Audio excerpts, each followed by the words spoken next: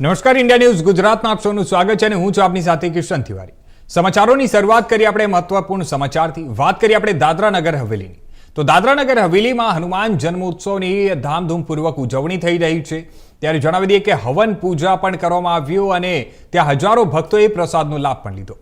આ હનુમાન જન્મોત્સવ નિમિત્તે પ્રદેશના વિવિધ મંદિરોમાં ધામધૂમપૂર્વક ઉજવણી કરાઈ હતી। પવનપુત્ર હનુમાનજી કી જયના નાદ સાથે ભાવિક ભક્તો મોટી સંખ્યામાં મંદિરોમાં દર્શને આવ્યા હતા।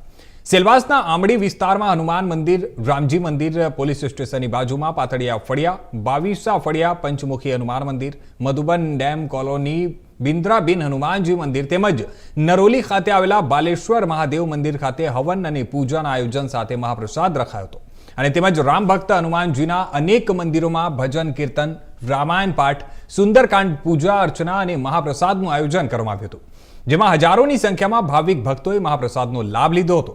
આમડી હનુમાન મંદિર ખાતે પદાધિકારીઓ, મહાનુભાવો સહિત ભાવિક ભક્તો ઉપસ્થિત रही દર્શનનો લાભ લીધો હતો।